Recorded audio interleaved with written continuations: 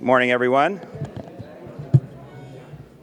If we could just temporarily suspend conversation. You're welcome to chat in the break soon, but good morning. My name is Matthew Goodman. I hold the Simon Chair in Political Economy here at CSIS, and on behalf of my colleagues Scott Miller and Ernie Bauer and the teams, their teams from the Sumitro and Scholl Chairs, I'm delighted to welcome you to our annual Asian Architecture Conference. It's great to see such a big crowd here today. I assume most of you are here to get a good spot on the motorcade route out here to St. Matthew's down the street where the Pope is coming tomorrow to celebrate Mass.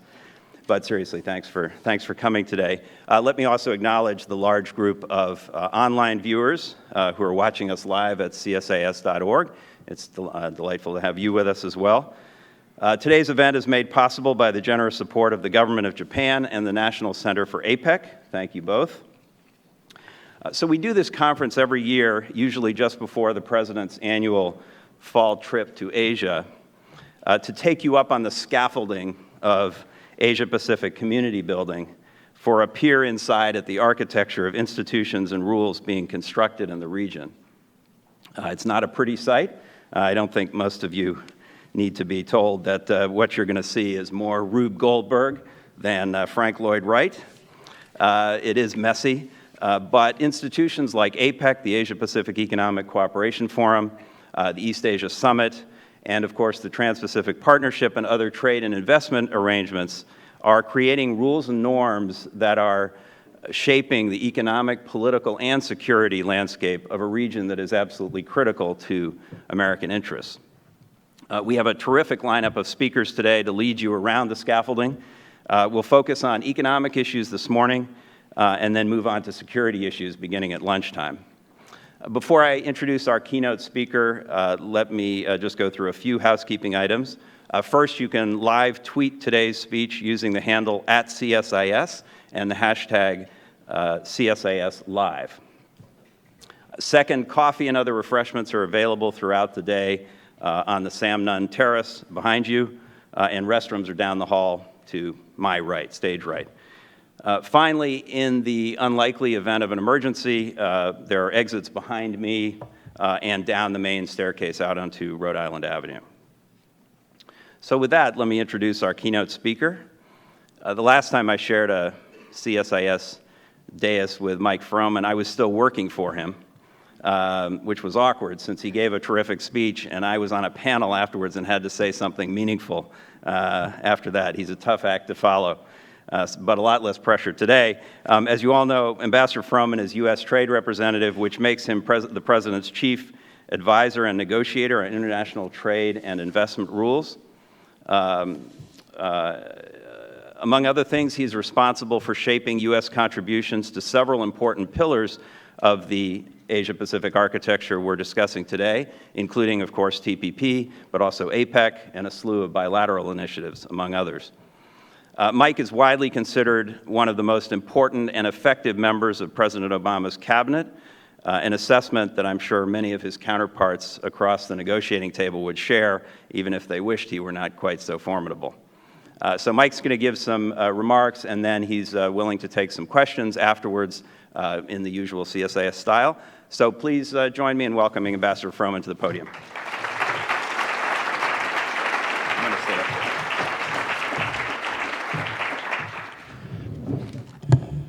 Thanks, Matt, for that introduction. Clearly, you've been well trained by your previous bosses. This conference on architecture is extremely well timed because, as all of you know, we're involved in one of the largest architectural efforts in many decades. And it's important we get it right because just as the best buildings outlast their architects, the standards and rules we're putting in place today will shape the global economy for decades to come. But this isn't about designing structures that look good on paper, as blueprints or as models. It's about setting standards, establishing rules of the road, and promoting habits of cooperation that will have a meaningful impact on behavior.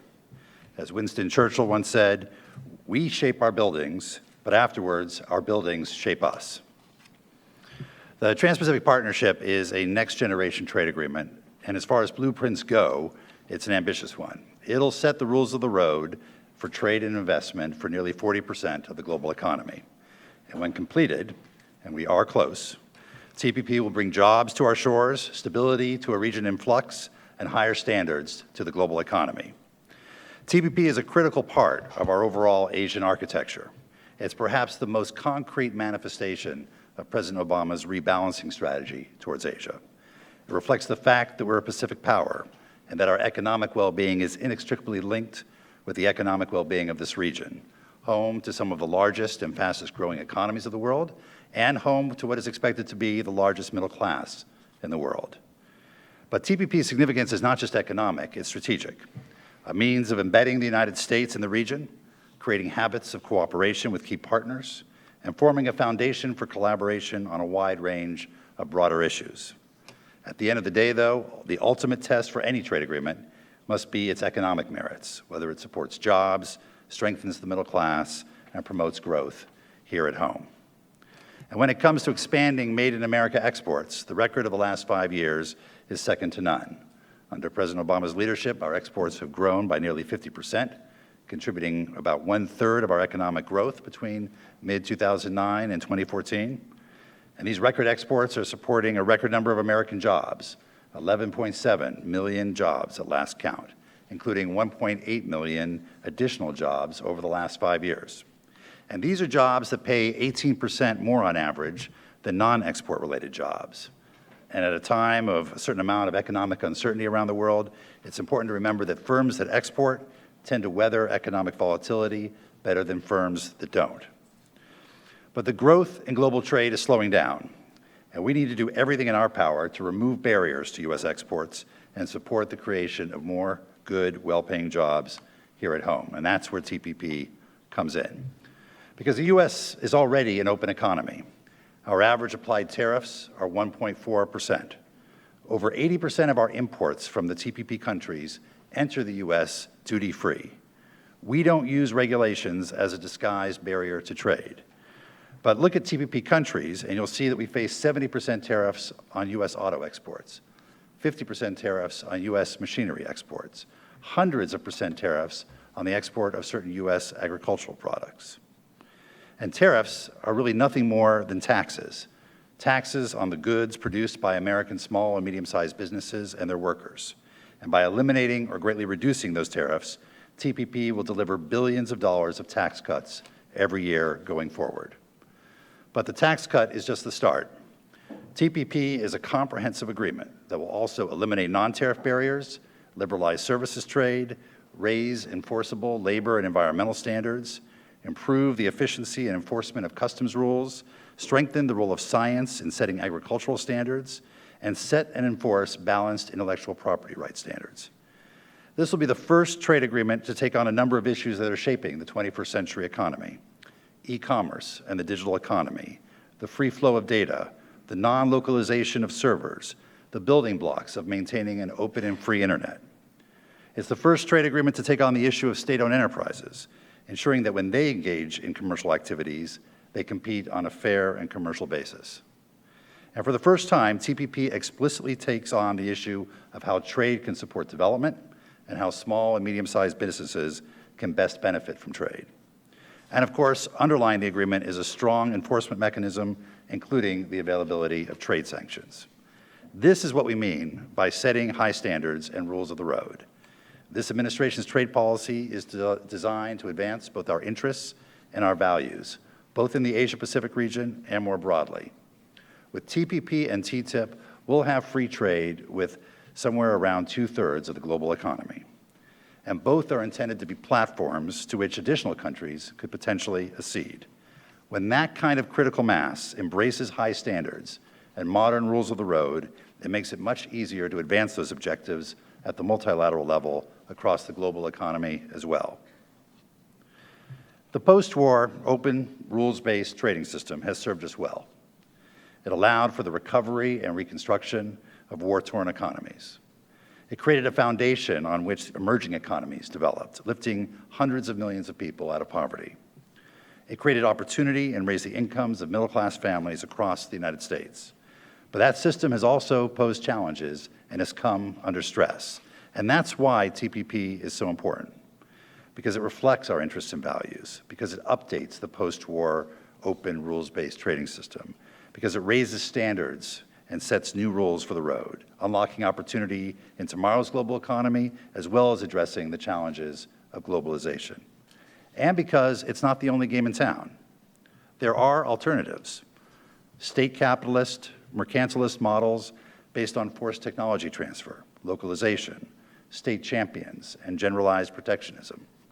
Models that do not recognize the link between trade on one hand and labor and the environment on the other, between protecting intellectual property and maintaining an open and free internet on one hand and innovation on the other, between the appropriate application of national security and anti-monopolies on one hand and creating an attractive investment environment on the other. And nowhere is this contrast starker than in Asia. Later this week, President Xi Jinping will visit Washington, D.C., and we'll have an opportunity to discuss many of these issues. This is an important moment for U.S.-China relations, but an even more important moment in China's economic transition. To be sure, China's rise over the past 3+ decades has been nothing short of remarkable. Market-based reforms and greater openness to trade and investment have led to rapid growth and increases in productivity, lifting hundreds of millions out of poverty. And the peaceful rise of China is not only good for China itself, but for the Asia-Pacific region and the world. But China is at an inflection point. Urbanization is well underway, and its demographics are deteriorating. High rates of growth from the addition of capacity and labor will fade, creating a greater need for growth through efficiency, innovation, and market-based productivity increases. But in many respects, reform and development of a market-based domestic economy slowed during the last decade. Weak intellectual property standards and persistent or even intensified information controls have devalued investment in science and technology. Overinvestment in property and heavy industry has created high levels of debt, crippling overcapacity, and market volatility of booms and busts. And what is certain is that China's current model is not sustainable. The model that helped China succeed during the past 3 decades cannot deliver the kind of success that China needs during the next 3 decades. Looking forward, China needs to accelerate its transition from an investment-led to a consumer-led growth, from overinvestment in heavy export-dependent industries to the liberalization of services. And whether or not it does so will mean the difference between muddling through a slowdown and charting a course for long-term sustainable growth. And this isn't just an issue for China. We all have an interest in China getting it right. As the IMF warned just last month, the biggest risk is that progress in reining in vulnerabilities and advancing structural reforms is too slow, and that China, therefore, stays on the old growth path for too long. This would eventually result in a major slowdown in China and would have significant negative spillovers to the global economy. The necessary reforms are no state secret. Transitioning to a more open and market-based economy will require bold action, including SOE reforms, pro-growth fiscal policies, legal and policy reforms to increase investor confidence, and a number of other structural reforms. And surely no one appreciates the necessity of these reforms more than China's leaders themselves, who've incorporated bold reforms into official platforms. But increasingly, and especially in light of China's slowing economy and recent market instability, observers are starting to question whether China has both the capacity and the commitment to follow through on these reforms. In some important areas, there's a troubling gap between China's official objectives and its actions. In particular, China's third plenum objective of a more open attitude to trade and investment, a commitment to allow the market to play a decisive role, doesn't square with what we're seeing in a number of areas. Requiring the transfer of technology, intellectual property, or user data as a de jure or a de facto condition of doing business in China is not consistent with these objectives. Implementing an investment screen that focuses not only on traditional national security interests, but on economic security concerns as well, is not consistent with these objectives. And applying anti-monopoly laws against foreign investors in a manner that at times appears discriminatory and overly broad is not consistent either. What some have called innovation mercantilism is a self-defeating strategy in the long run. According to the McKinsey Global Institute, if China wants to sustain GDP growth of 5.5 to 6.5% annually over the next decade, 1/3 to 1/2 of that growth must come from increasing total factor productivity, a rough measurement of innovation. With greater openness to services, agriculture, and manufactured goods trade, greater competition, including through meaningful reform of the SOE sector, and fairer treatment of foreign businesses, including U.S. businesses, China can benefit from the productivity growth that trade and investment can help deliver. Now, we'll use every opportunity to address these issues through dialogue.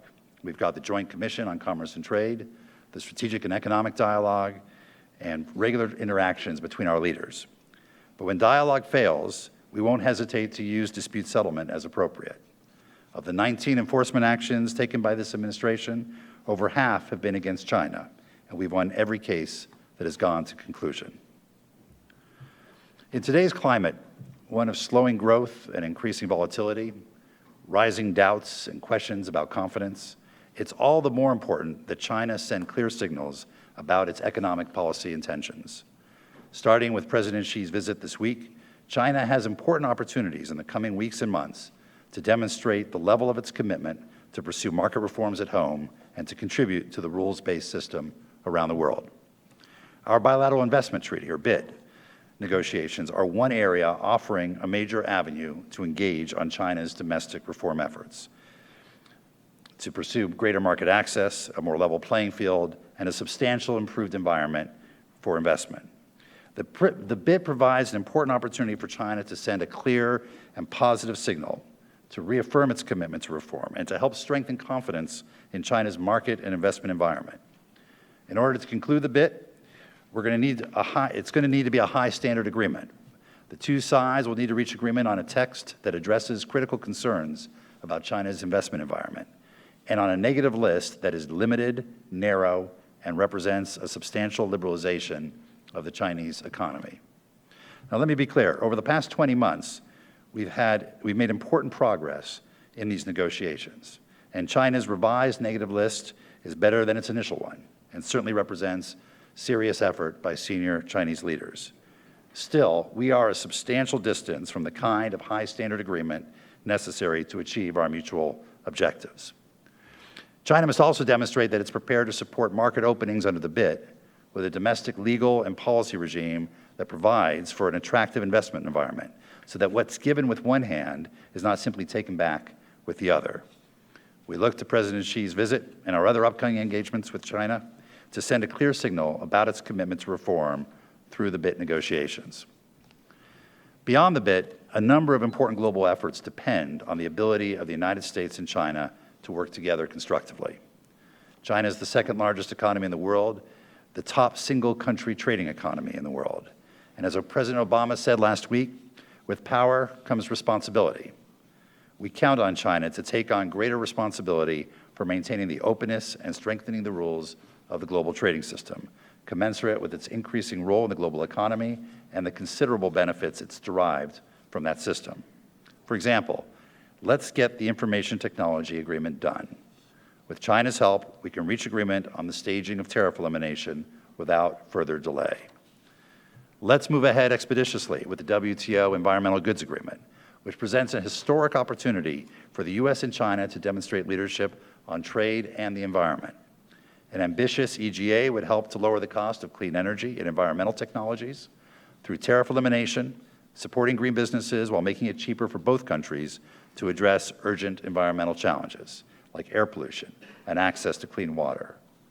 No country stands to benefit more from the EGA than China, both as a producer of environmental goods and as a country that desperately needs those goods to address its significant environmental challenges.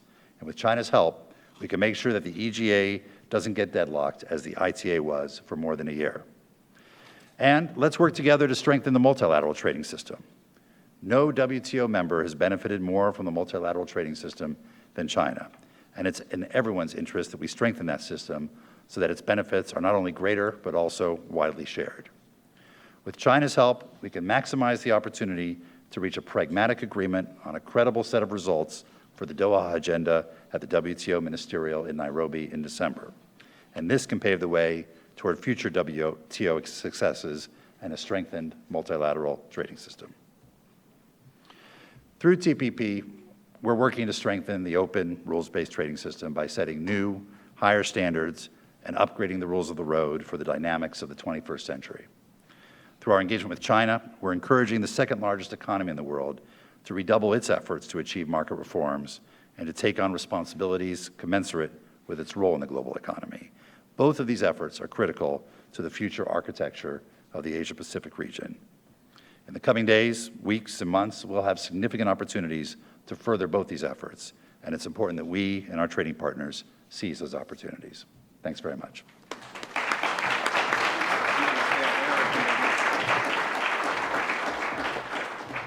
Okay, thanks so much, Mike. Really terrific, again, as always. Let me invite questions, but first I'll ask one while you're thinking of one. Early on in the speech, you mentioned that trade growth has been slowing, and that is sort of inconsistent with the pattern that you saw, well, through history, but certainly in the the years before and after the millennium. What do you think explains the reason that trade is slowing down or slower than growth?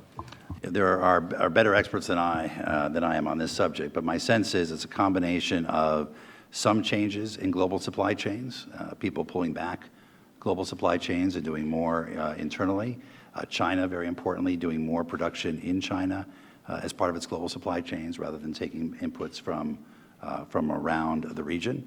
But I think a significant part of it is a decline in global demand. We're really the only economy with substantial demand at the moment. China's slowing down. India has a ways to go. The other BRICS have been slowing down. Europe is relatively flat. Japan is relatively flat. And that, I think, is also affecting the global flows of trade. We've seen, coming out of the financial crisis, there was a significant effort. You were part of this effort at the G20 to try and push back against the impetus towards protectionism. And I think it was relatively successful in terms of avoiding some of the worst forms of protectionism. But what we've seen are new forms of protectionism. We've seen protection innovation, unfortunately, where rather than raising tariffs, we've seen new localization requirements, new local content requirements, efforts to try and erect barriers to the free flow of information across borders, to nationalize the internet, to nationalize the cloud. All of these are effectively also reducing trade.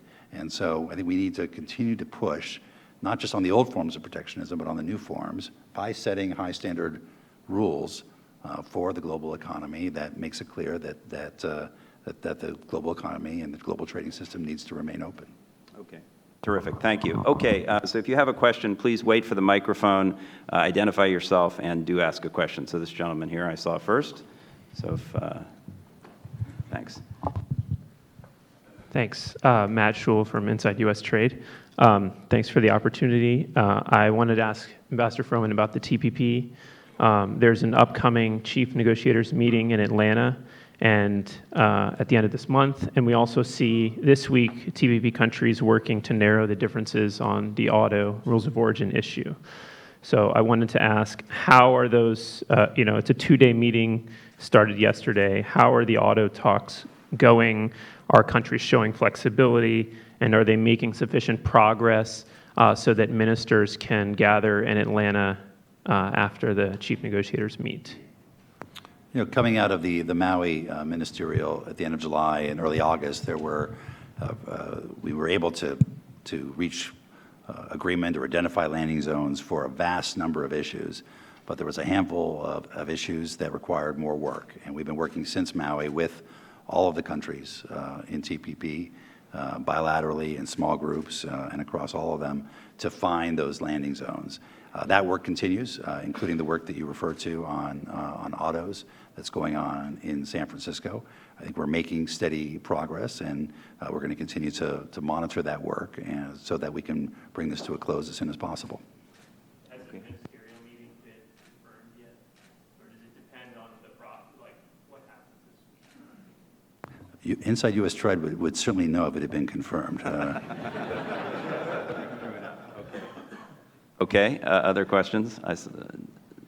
This gentleman here at the middle table there. Hi, Mr. Froman.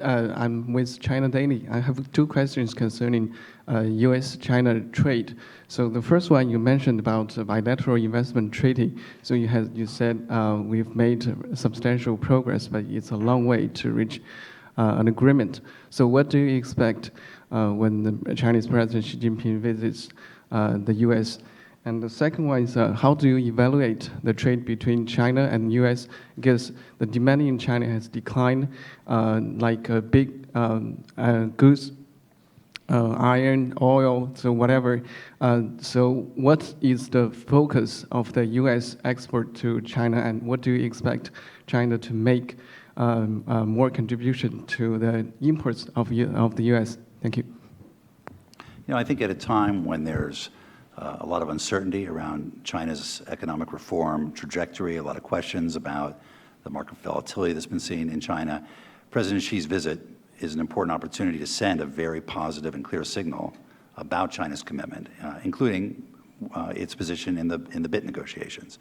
So we are encouraging China to continue to work on its offers, its negative list, as an important indication of how serious they are about economic reform. I think on the other question on the trading flows, we see great opportunities to expand U.S. exports to China across the board by removing tariff and non-tariff barriers to manufactured products. There are opportunities. On agriculture, we are having a strategic agriculture dialogue, Secretary Vilsack and myself, Thursday morning with our counterparts from China to talk about improving agricultural trade, including China approving several applications for biotech products that have been in the pipeline for too long, and bringing its agricultural product approval process in line with best standards from around the world. And on services, China itself has identified the liberalization of services as a major part of its economic reform effort. We are a global leader in services. We have a major trading surplus in services, and we see U.S. firms, U.S. workers being able to provide important opportunities to export services to China. Okay, great. Over here, I saw a hand somewhere in this area. No? Okay. Sorry, you had your chance. Ambassador Cuisia. Here in the front. She's coming. I'm Jose Cuisia, the Philippine ambassador. I want to commend you, Ambassador Froman, for all your personal efforts in getting the TPP to where it is today. I know you've been faced a lot of challenges. My question is that one of the principles that TPP has been set up is maintaining a level playing field. And I was just wondering how much time that the SOEs or state-owned enterprises will have in countries where these are operating to be able to eliminate or significantly reduce the privileges and advantages that they enjoy to ensure that level playing field, particularly with regard to foreign companies operating in those sectors. Well, thank you, Ambassador. The SOE provisions, as you note, are some of the more innovative provisions of TPP. And it's really designed to ensure that when SOEs engage in commercial activity, they do so on a commercial basis, and that there's a fair and level playing field between state-owned enterprises and private firms engaging in commercial activity. So it doesn't. We all have SOEs that deal with public services, whether it's hospitals or other things of that sort. That's not what it's intended to get at. It's really intended to say, if you're trading goods or you're trading services, you're fundamentally a commercial enterprise, you should act on a commercial basis. And that's the kinds of obligations that the TPP countries have taken on.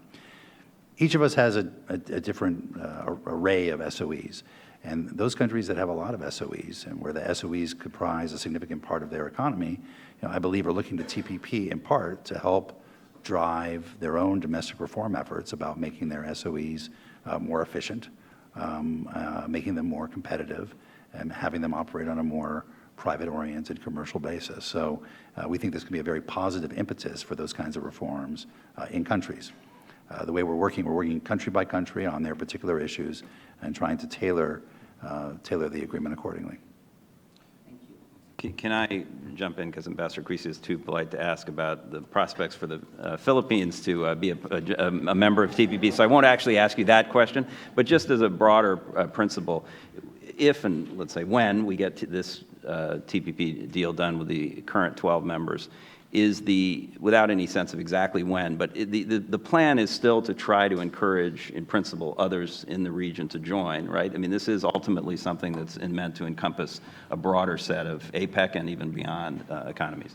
That's right. It's intended to be a platform to which other countries who are able and willing to sign on to the high standards of TPP can potentially accede with the consent of all of the parties around the table, consistent with each of their domestic processes. So for us, it involves consulting with Congress.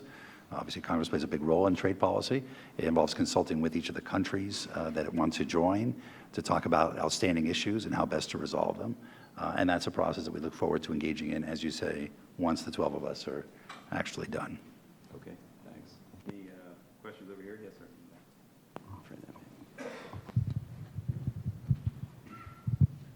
Hi, Doug Palmer with Politico.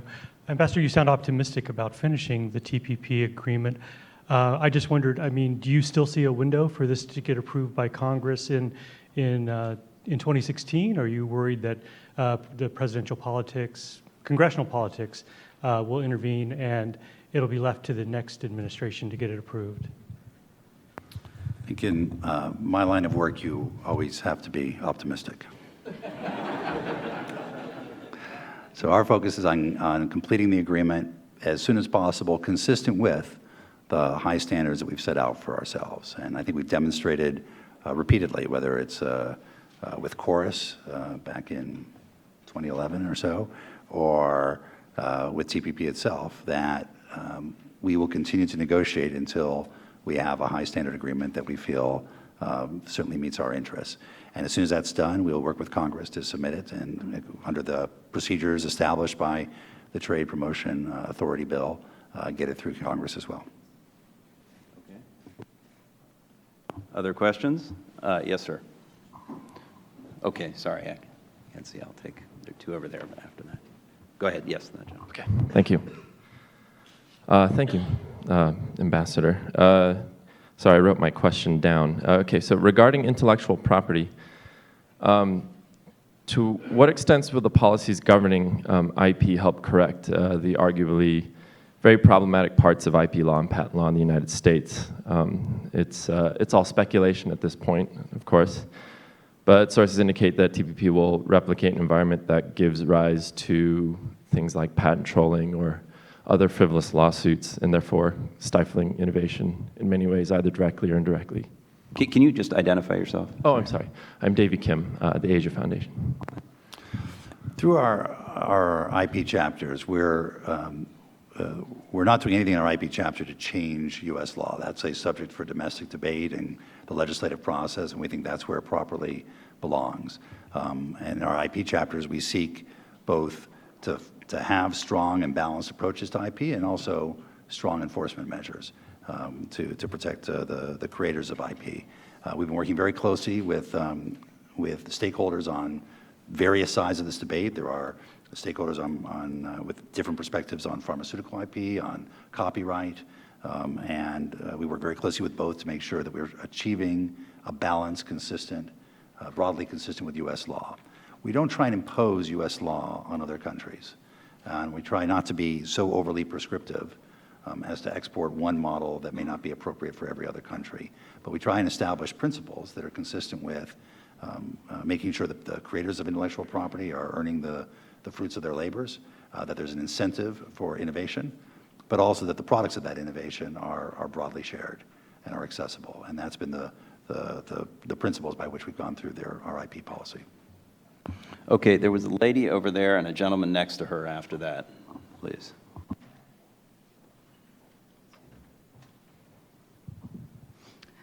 Would you mind standing up, because we can't see past the podium?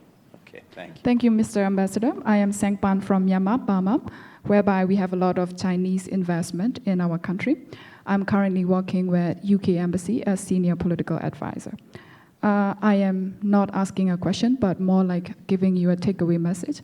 While you are developing the agreement, it would be great if the investment of either China or US could be more respectful towards natural resources as well as the human right based approaches, because there are some investment from China in southwest of Yunnan provinces where my state are neighboring with. There's a lot of jade mining, gold mining, and timber lodging. So I would be appreciate if the agreement is more reflective towards the human right violations or human right respectful ways, and be more responsible towards the natural resources. Thanks. All right, thank you. Sir? No? Okay. Other questions? Take a couple more, and then we'll wind up. This gentleman here I had seen earlier, and then the other gentleman at the table, and then the woman in the back, and I think we'll wrap it up then. John Mullen, McClarty Associates. The Asia Infrastructure Investment Bank was an important new addition to the infrastructure, the economic infrastructure of the region. U.S. did not join it. 50 other countries, including most of our allies, did. How is the United States going to relate to that organization and its role in the region? Well, I'll leave that mostly to my colleagues at the Treasury Department, but only to say that our goal is to make sure that any new institution upholds the highest standards and works in conjunction with those standards that have been developed over many decades through other international financial institutions. And my sense is that Secretary Liu is having good dialogue with his counterparts about how to ensure that that takes place with regard to the AIIB as well. Okay, that gentleman. And then if we could get a mic over to the lady in the back. Arthur Barbet, Belgian Embassy. You shortly mentioned the TTIP agreement as well. I was wondering, how do you see the relationship between TPP and TTIP? Do you see them as separate agreements, or where do you see the links between them? Thanks. It's bold of you to bring TTIP into an Asian Architecture Conference. But yes, look, they're separate agreements, but obviously we'd like to make sure that both very much achieve the objective of raising standards and creating modern rules for the road. And as a matter of fact, we have Commissioner Malmström is here today from the European Commission. We'll be having a series of consultations over the course of the day about TTIP, where we are in the negotiation and how to take those negotiations forward as expeditiously as possible. You know, our sense is, and because both the U.S. and Europe have our high-wage, well-regulated markets, that we have the opportunity to work together to help reinforce high standards and strong rules of the road around the global economy. Okay, and the lady in the back. Krista Hughes from Reuters. You said that you were a substantial distance from where you'd like to be on the bilateral investment treaty with China. Do you see a chance of progress on that specific initiative during President Xi's visit? And could you outline which other concrete outcomes you'd like to see from that visit, please? Well, as I said on the bilateral investment treaty, we've made important progress over the last 18, 20 months, but we're still a substantial distance from it being done. And we will certainly use this visit this week and other engagements we have to engage with China about the additional steps that are necessary to achieve a high standard agreement. I think on the other issues around the visit, there certainly will be a broad range of discussions about market access issues, whether it's on agriculture or other products, about the whole range of issues related to intellectual property, technology transfer, some of the user data issues that have arisen, around issues affecting the business environment in China, which has become a real area of concern by U.S. businesses and others in terms of making sure that they're taking the steps, not just through the BIT negotiations, but in the day-to-day policy development that they're undergoing to create a better business environment for trade and investment. And that, I think, will be a major focus of the overall discussion. Okay, terrific. Thank you, Mike. Thanks for coming. Thanks for a broad, deep, and rich presentation, and for answering questions so frankly and straightforwardly. Really appreciate it, and good luck. We're all, I think, expecting good things from the TPP process, and I'm sure you're going to do your best to get it done as quickly as possible and at as high standard as possible. We really appreciate your contribution in kicking this off, and please join me in thanking Ambassador Froman for coming.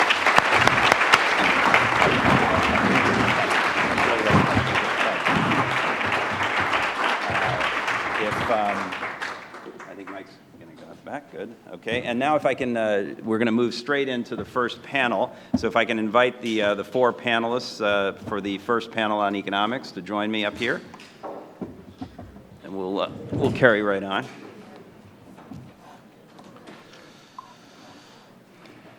So that one goes.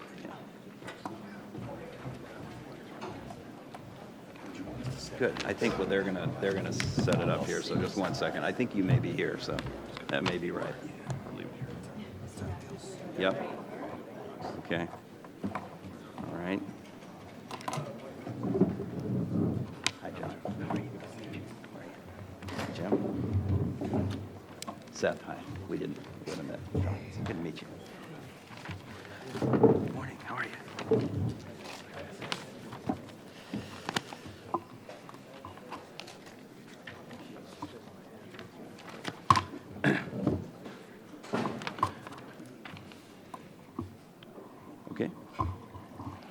Okay, we're going to move right along. Keep you focused here on the economic side of the architecture story. So in this panel, we are going to look, among other things, I think the title says we're going to focus on APEC, and that's certainly true. The Asia-Pacific Economic Cooperation Forum is the organizing principle, or has been since 1989, of U.S. economic and trade engagement in the Asia-Pacific region. But there are a number of other developments that have happened since then, and I think we're going to delve into some of those as well and look at what's at stake economically here as the President gets ready to go out to Asia next, in November.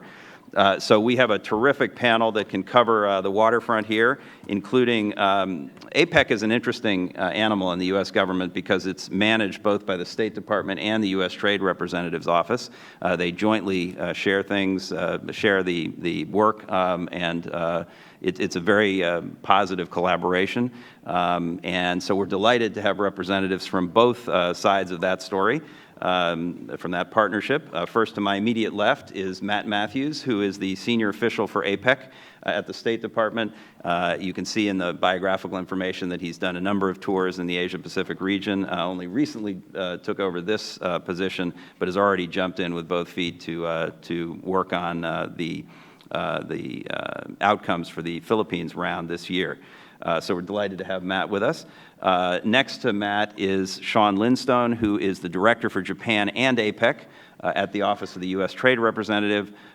Sean is also a Foreign Service officer and has served in Asia as well, and is doing a lot of the trade, really in charge of the trade agenda for APEC at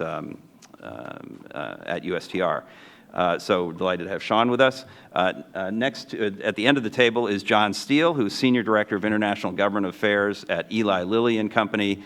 And John is, among other things, involved in the ABAC process, which is another acronym. There are lots of acronyms in the Asian architecture space. The APEC Business Advisory Council, which is a integral part of the APEC conversation. Another unique thing about APEC, that their business and the private sector are engaged throughout the year and over the years in helping to shape an agenda of regional economic integration.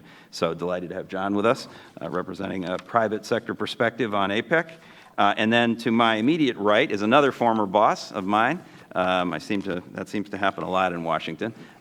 Jim was my second boss at the U.S. Treasury Department a long time ago. We've both done other things since. He is Senior Advisor for International Development at Nathan Associates, but he had a long, distinguished career at the Treasury Department, was attaché in most countries that Treasury had an attaché, and then has worked in the ASEAN region in particular with Nathan Associates, and so has a lot of experience, including on-the-ground experience in Jakarta working on trade policy issues in ASEAN. So I think he'll take us beyond APEC into some of those issues in the broader region. So with that, I am going to let Matt kick us off. So please, go ahead. Sorry, a little bit of context on APEC, how we see it in the region, and its role in the Asian Pacific architecture. Over the last 50, 60 years, progressively more free and open trade and investment regimes in the region have led to a marked increase in prosperity. The Asia-Pacific economy has been on a rising path and continues to be, even if growth is slowing somewhat over the past year. There are disruptions in financial markets, climate change issues, dealing with natural disasters, and the rising inequality in many of the regional economies that present challenges to long-term potential growth. But we see APEC and the work we do in APEC as part of the answer to all of these challenges. There's three key elements that I would bring to your attention about the way APEC goes about doing things. We are pushing into new areas where we can cooperate on freer and more open trade and investment. We build capacity in developing economies to ensure that they can take advantage of those more liberal regimes that we're introducing. And we ensure that the economic growth that we're achieving is done in a way that is as sustainable and as broadly beneficial to citizens within the region as possible. A lot of folks will note to you that work in APEC is slow, and I would be the first to agree that it is. But I look at APEC as a kind of a slow cook versus a stir-fried approach to getting things done. Some things can't be done quickly. Some things take time to inculcate. They take time to socialize. They take time for folks to feel comfortable and to absorb and to come to an agreement, to a consensus on the need for move forward and how we move forward. And APEC is just such an organization.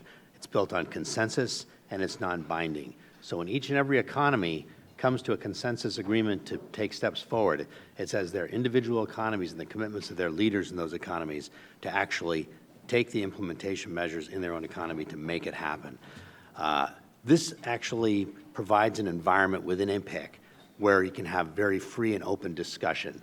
There's less sense of vulnerability for participants, and there's a sense that there will be time for new ideas to be introduced and for folks to become comfortable with them before anyone is moving forward.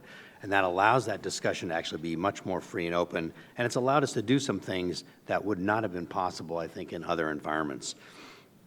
Therefore, we really do see APEC as the premier organization in the region for advancing free and open trade and for fostering cooperation and promoting sustainable and equitable growth.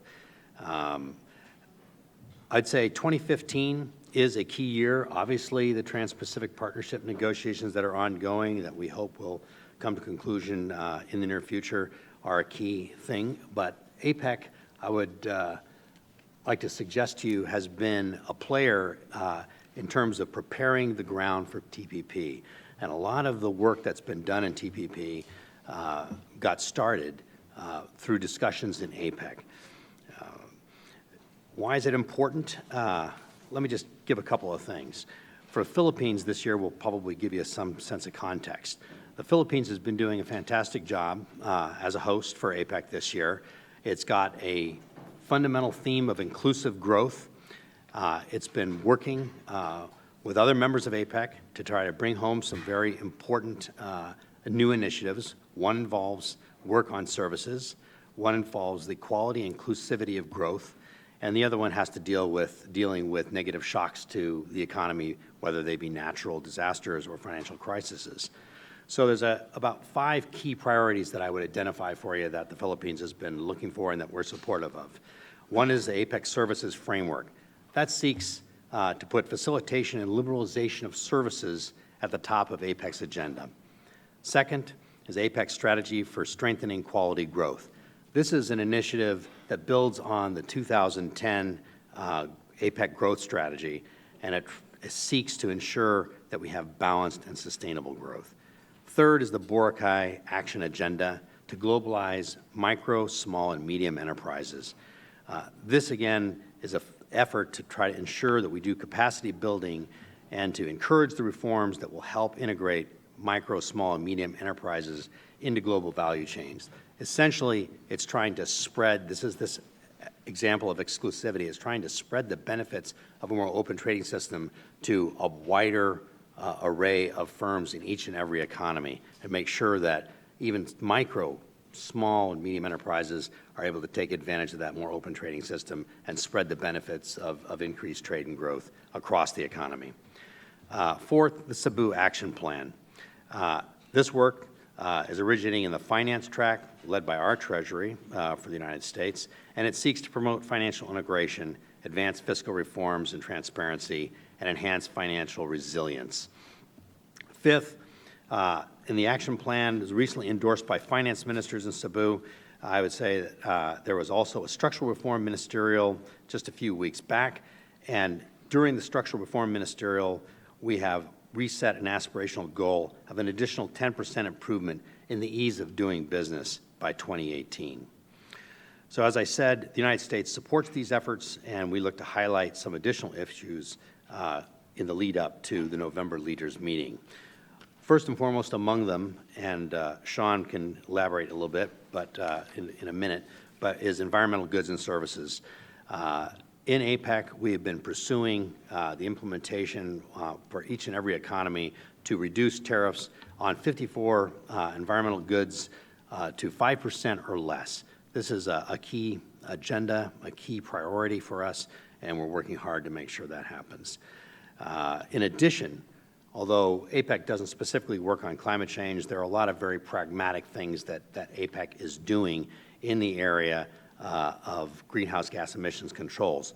One is fossil fuel subsidy peer reviews, where each and every economy is hopefully going to entertain a review of how their economy policy settings are set and make sure we're not providing subsidies for fossil fuels in a way that's actually detrimental to the growth of the economy or negative to the environment. We're promoting renewable energy, and we are promoting a new program on electric vehicles. A second key element for the United States is the digital economy, and we're working here to ensure that digital trade and integrating of small and medium enterprises into the digital economy moves forward smoothly. Again, I'll leave the more detailed comments on that to Sean. In health, I would say that both the Ebola epidemic and the MERS outbreak this year have underscored the importance of robust health systems. And in APEC, we have a number of areas where we're trying to work to help each economy within APEC to strengthen their system to be able to deal with such events. That means we're addressing barriers to trade in healthcare products. We're promoting public-private partnerships on infection prevention and control in support of the global health security agenda. And we're improving the regulatory environment for innovative medical products to promote the use of global data standards. A fourth area of focus for the United States is women's economic empowerment. Again, this gets to the point of inclusivity and trying to broaden the benefits of economic activity across our economies and across gender. Among these initiatives that we have in APEC are the APEC Women in the Economy Dashboard. This sets out a series of indicators that will allow each economy to assess their progress on improving the policy framework for women to participate in the economy. We've also established, as of last week, a Women's Empowerment APEC network that seeks to connect women's entrepreneurship networks throughout the region to each other to improve communication and to promote best practices. Third, we've got a Healthy Women and Healthy Economies toolkit. This seeks to ensure that both the public and private sector have a menu of policy options that enhance women's economic participation by improving their health. And the last item on women's empowerment I would mention is women in transportation. This is something that our transportation department takes the lead on. It's a fantastic initiative which tries to take a look at both the policy framework of transportation systems and the actual way they operate to ensure that this kind of critical node enables women to get to and from home to work in a way that's safe and sound and encourages their participation in the economy. A fifth general area for the work we're doing is in disaster preparedness. We are working on final details for the APEC framework for disaster risk reduction. The basic point here is that we're trying to facilitate the movement of humanitarian goods following a disaster, and we're trying to make the supply chains in each economy more resilient to be able to recover after a disaster takes place. With that, I think I'll close it and turn it over to Matt. Great, thanks, Matt. As always with APEC, there's lots of things going on and lots of food for questions, which I'm going to come back to you on. But Sean, please. Okay. Well, thanks, Matt. Unfortunately, our Assistant U.S. Trade Representative, Bruce Hirsch, was pulled away at the last minute on some other matters. So in his place, I hope to be able to offer a few thoughts on APEC with all of you today. As Matt mentioned, one of the ways we view APEC is really a safe space to talk about some of the tougher issues. In addition to that, APEC is really an organization that supports the multilateral trading system, and the efforts that I'm going to outline here are things that we're doing in APEC and the economies in APEC are doing to support that system. On environmental goods, on the leaders' commitment from several years ago to reduce tariffs on 54 environmental goods, we're encouraged to see that many economies have either fully implemented this commitment or are well on their way to doing so. However, some economies still have some work to do, and we are continuing to follow up with these economies on their progress. It would be a great story for leaders in November if they are able to declare that all APEC economies have successfully implemented these cuts.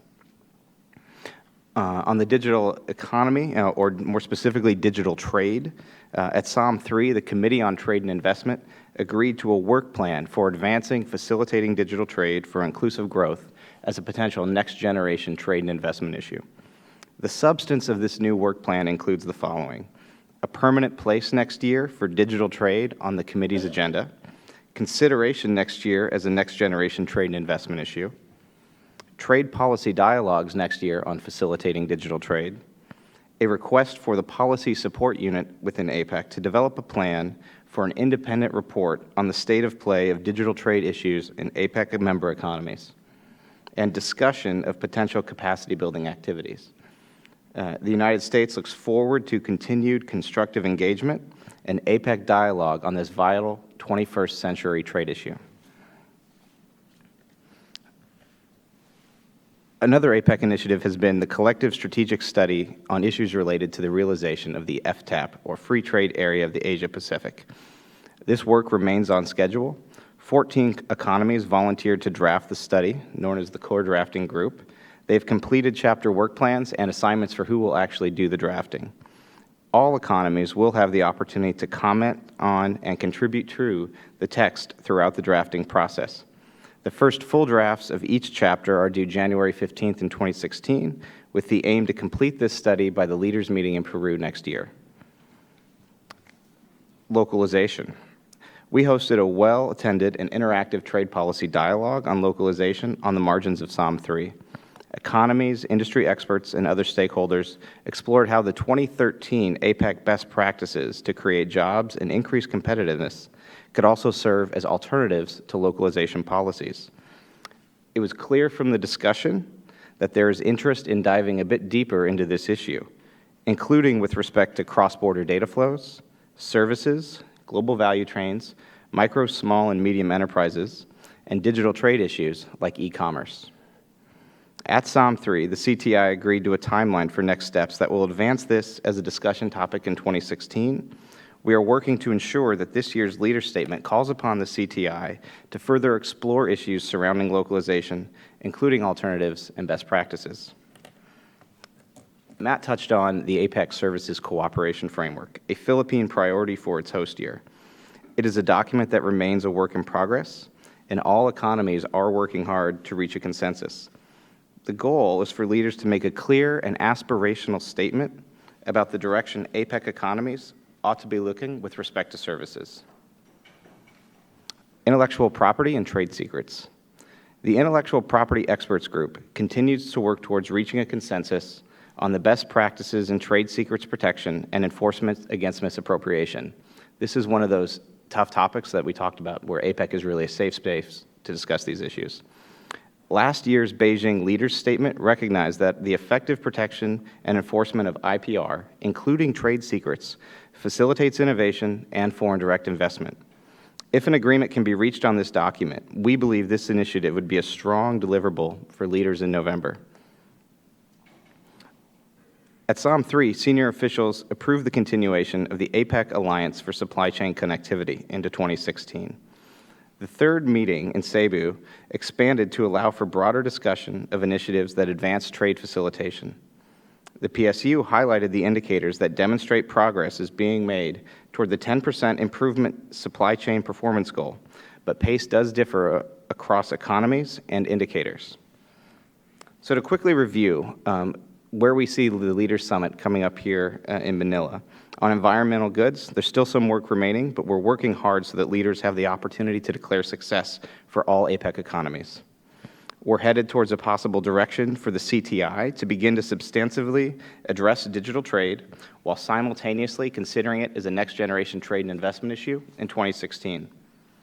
Leaders will have the opportunity to point to progress on the FTAP Collective Strategic Study, as well as further dialogue on localization. There's still work to be done on the APEC Services Cooperation Framework, but we're optimistic that leaders will have the opportunity to put forward strategic and forward-looking goals for APEC economies. Similarly, on trade secrets, work remains, but we hope to reach a consensus in advance of leaders. And lastly, leaders will be examining progress towards achieving the 10% improvement in supply chain performance. There's been substantial progress, but as noted earlier, more definitive indicators may not be available until next year. Thank you. Okay, thanks, Sean. I should have said two things at the beginning about APEC, and two other things, which are, first of all, everybody uses the term economies because not every member of the 21 members of APEC is a country.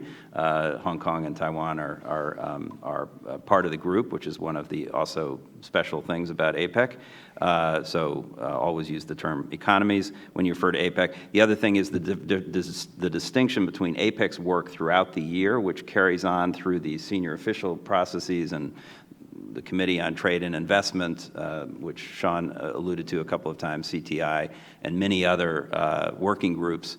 And then the Leaders Summit, which is the one that gets attention because the leaders show up and have their picture taken, where the host country tries to get, host economy tries to get, there we go, out of practice.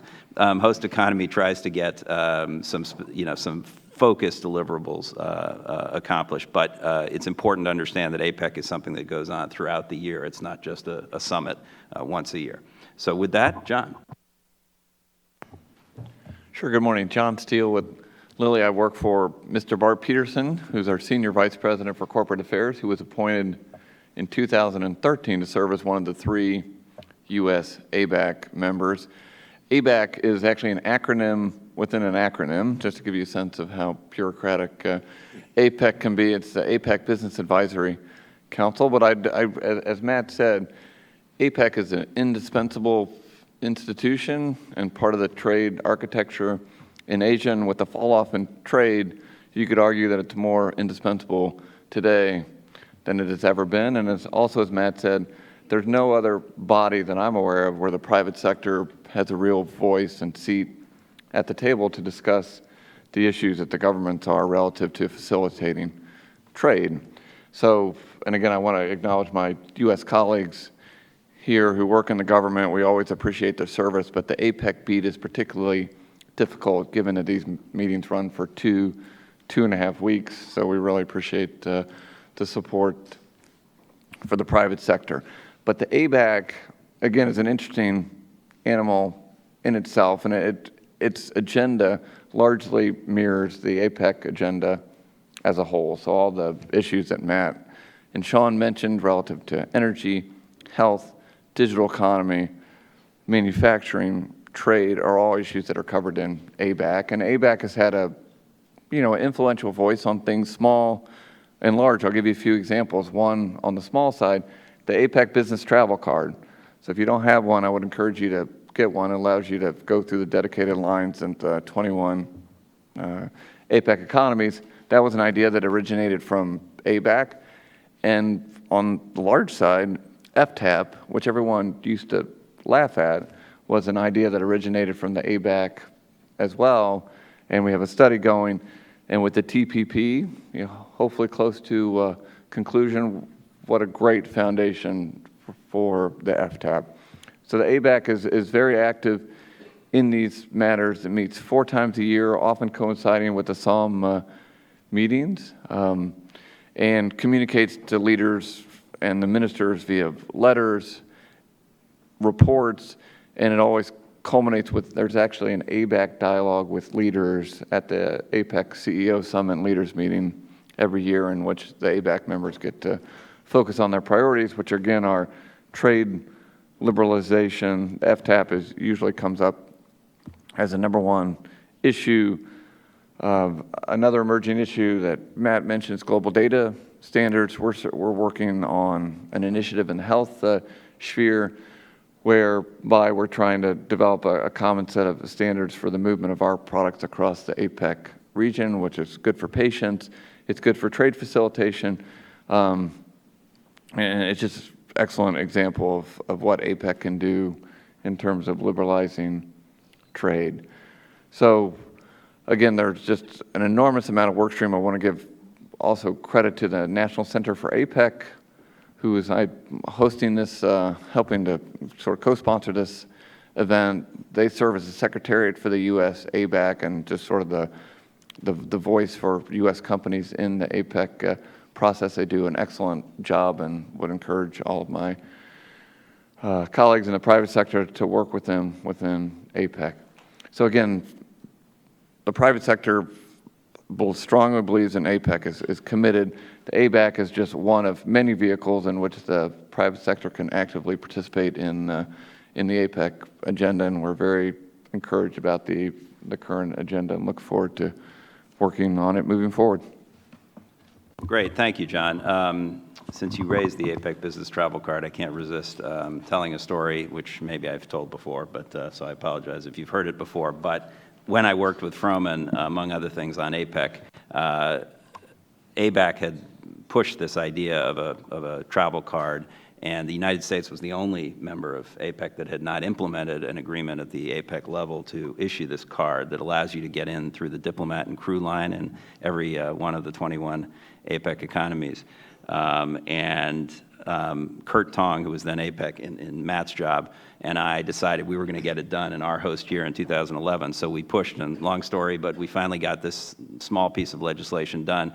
President Obama signed it just outside the business summit in Honolulu in a hotel room, and then came out on stage and was applauded as he entered, as he left, and when he made one comment, which was that he had just signed the APEC business travel card legislation, and the place went wild. 1,000 businessmen stood up and gave a standing ovation.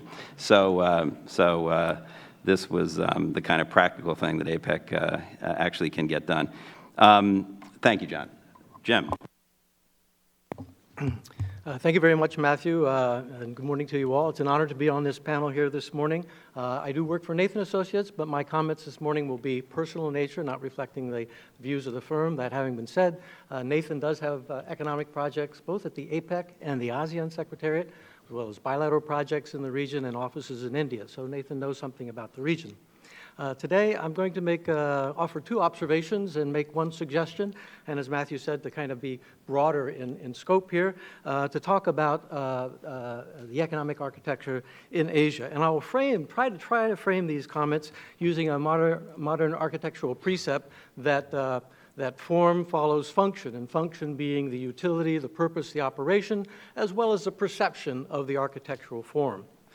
So with that in mind, here's my first observation. We've heard a lot about APEC this morning, and I would say APEC is a revitalized institution. You heard about a very substantive agenda, but 7 years ago, I think it's fair to say that one could see APEC fading away. It was not as an active institution as we see it today. And you could find few member economies that were willing to host an APEC year. But that has changed. Member economies now are lining up to host APEC as far as the eye can see, at least to 2022, I believe. What caused this turnaround? Well, first, of course, there was a very successful U.S. year. Matthew and the State Department colleagues, Ryan, had a strong hand in that, showing what could be done in substantive terms in APEC.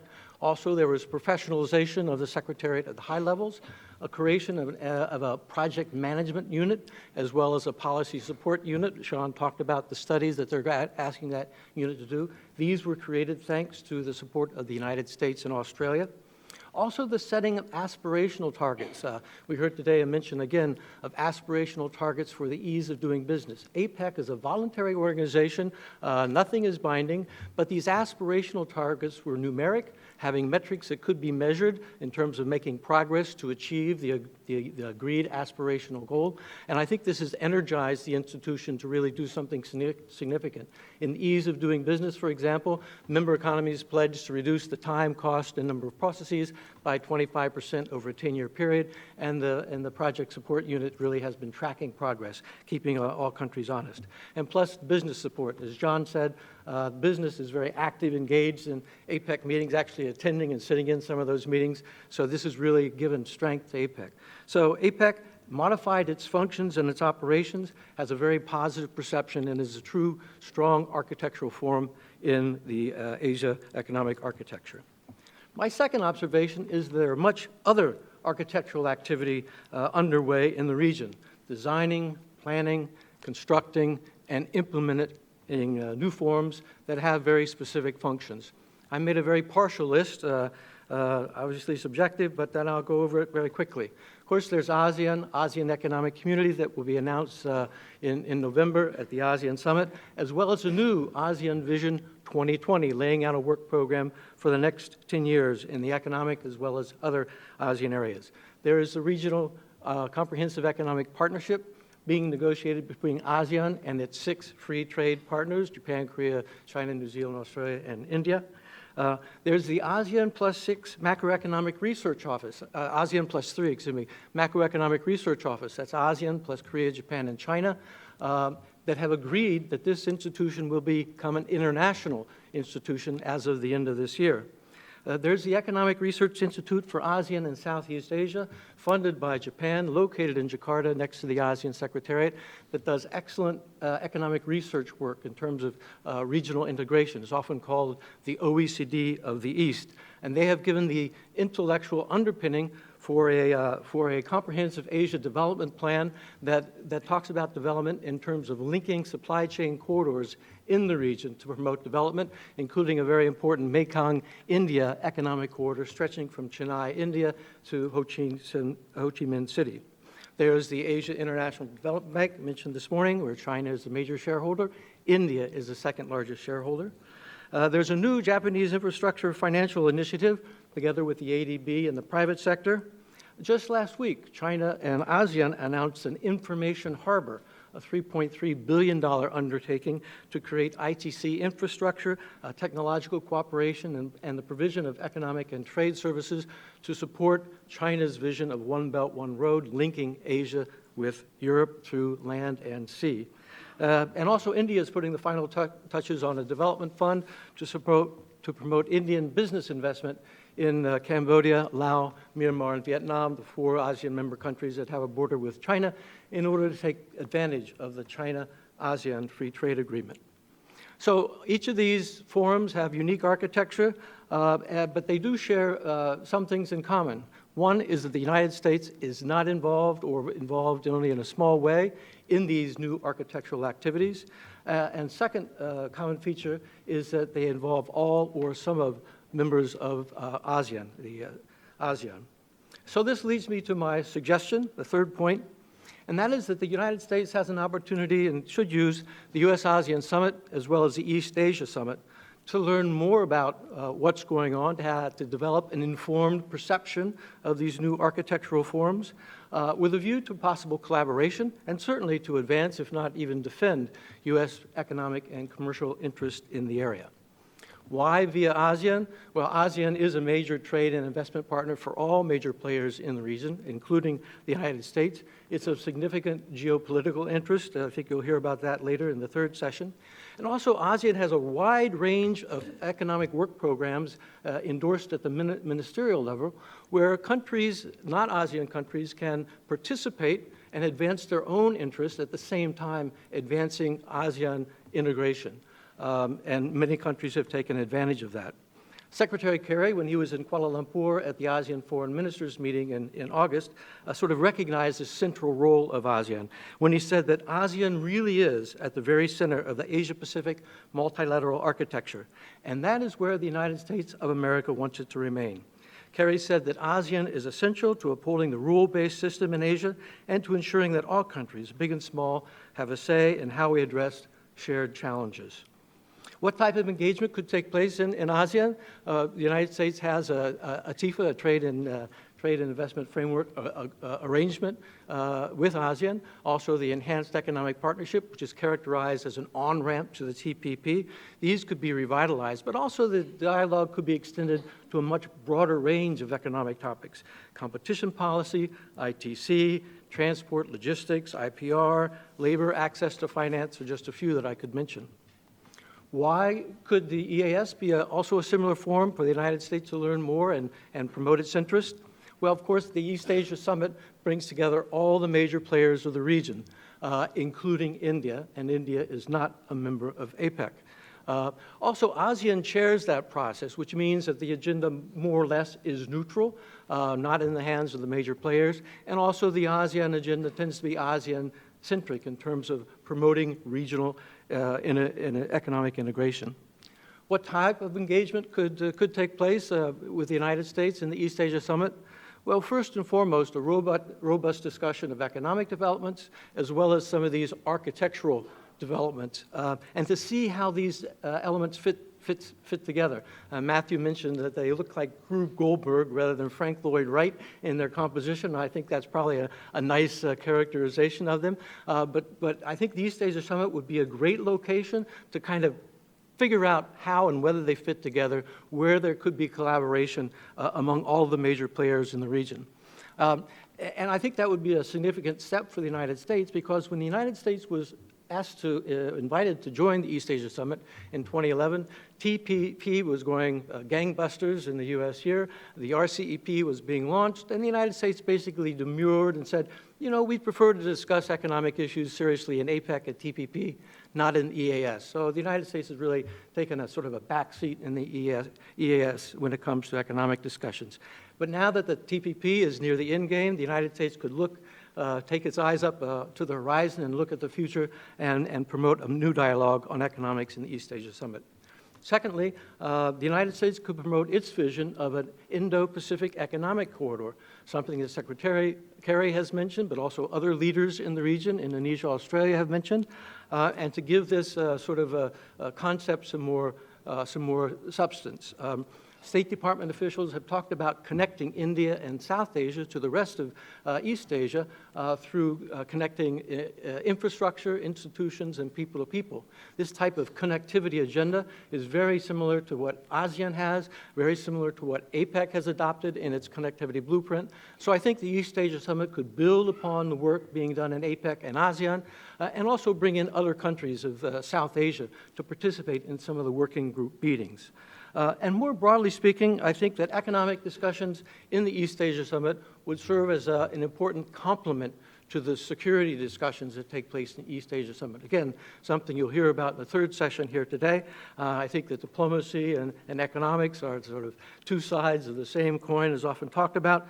And I was struck by a comment recently by a senior Indian official who said that politics are important, but trade and commerce provide the wherewithal to sustain relations. So to sum up, economic architecture in Asia is alive and well and flourishing. The United States is not playing in many of these new developments, but should take advantage of its position with ASEAN and an East Asia Summit to learn more, develop an informed perception, find ways of collaboration, and also to ensure the function of these new architectural forums to promote regional cooperation and sustainable economic growth. Thank you very much for your kind attention. Fantastic. Thanks, Jim. And you've thrown down a gauntlet, which is very helpful to kind of to give some perspective on all the things going on in Asia, not just APEC. And in fact, as people are gathering your questions, let me ask, I was going to ask Matt anyway, about, since you're relatively new to APEC, as you go into this, do you find, first of all, to Jim's point that it's sort of revitalized, do you sense that people are, there's a sense of energy and a desire to work together to get things done? So that's a sort of general question. And specifically, is the U.S. welcome as a an active participant in trying to direct or, or participate at least in these efforts to, to promote regional economic integration? And then thirdly, the flip side of what Jim raised, do you think something's missing from APEC? Since you're responsible for economic issues across the whole region with your other hat in the East Asia Bureau at the State Department, do you feel that APEC is not sort of sufficient to some of the things that we need to do to engage economically, and should we be taking up, I know you can't, make policy here, but should we be sort of looking at some of these other initiatives with a keener eye? I'd first comment that I think APEC most definitely has been very much revitalized. My initial impressions sitting through the second and third senior officials meeting, the thing that grabbed me the most was just the vitality and the openness of the discussion that takes place and the really productive interaction that takes place between the business sector and government folks, as well as NGOs that are brought together within these senior official meeting contexts. The other thing that strikes me is the practicality. You mentioned practicality on the APEC travel card, but it's indicative of the way APEC works across the board. We have very broad themes, but the benefit of having both business and NGOs contributing is we get to a granular level of folks thinking through what are the exact things you can do to actually move forward, to actually make real improvements, to create metrics that will say, here's the things we're going to do, and here's how we're going to get there, and then actually measure it and judge each other on how we're doing. APEC does that. So I do believe it's a vital institution. Could there be more in the agenda? Yes. I mean, we're trying to strengthen the forward-looking trade liberalization agenda. I think we'll get there. In terms of kind of the proliferation of architectural structures within the region, I think APEC works within its current framework. Whether or not we should be pushing more on economic issues in the EAS, well, perhaps there's an opportunity there. It's worth looking at.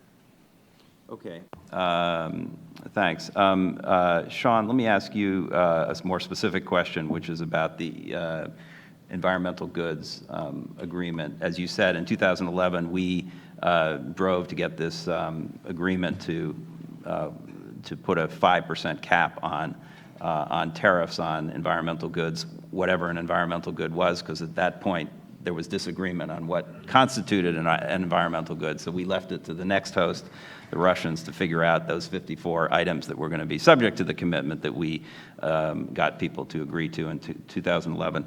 And so here we are in 2015, and it sounds like it's not quite done. I know you're probably not going to finger individual economies, but what's the problem at this point? Is it that people are just not willing to actually implement the tariff reductions required? Is there some problem of principle with this commitment, or is it a more practical problem? And do you think it's going to get done? Because it was a pretty significant commitment that helped drive international discussion about environmental goods. As Ambassador Froman mentioned, there's now broader discussion of environmental goods liberalization at the WTO level. So I just wonder what the prospects are. And then finally, what happens after this, year, whether it's completed or not, what happens on this set of issues? Okay, I think I'll start with saying we're cautiously optimistic that we're going to get there this year. I think the challenges aren't in an unwillingness of economies to meet this commitment, but every economy has a domestic process for how they go about reducing a tariff. And some of those processes are not as clean as others. And so it's really about working with them to make sure that they're following up with the appropriate domestic agencies and getting those domestic agencies to understand this was a commitment from their leaders. Sometimes that means there's more of a high-level push and making sure that leaders say, yes, no, we made this commitment, we need to do this. And other times it's just a matter of them going through a particular domestic process. I think, like I said, we're cautiously optimistic that we're going to get there. We're pushing very hard on the remaining economies to offer our assistance and reaching out to them. Like, who do we need to talk to? Is there another avenue? But I think that we're firm in that this is a commitment that was made by leaders and a commitment to reduce the tariffs on these products. There's not some avenue around that or some other like alternative plan that effectively reduces tariffs, but actually reducing those tariff lines. Okay, and what happens after this? Assuming you get it done, what's the next step on environmental goods? Or Well, I think, as APEC is a forum that, supports the multilateral trading system, that we'd like to be able to say that APEC see what we've done on environmental goods, and then that kind of leads into the broader environmental goods agreement at the WTO. okay, and then I'm gonna take questions. I just want to ask Jim a question first to challenge the challenging proposition you put that we ought to be engaging in some of these other forums.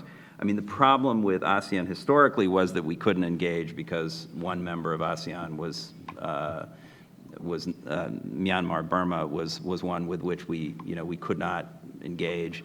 That problem, has been not fully solved, but at least we can now talk to ASEAN as a group. But the remaining problem with ASEAN is that it's very difficult to get sort of concrete, tangible progress on the kinds of trade issues that are being negotiated in TPP. These high standard agreements now, admittedly, 4 members of ASEAN are in TPP and presumably are willing to sign up to higher standards. So does that suggest that there might be an opportunity?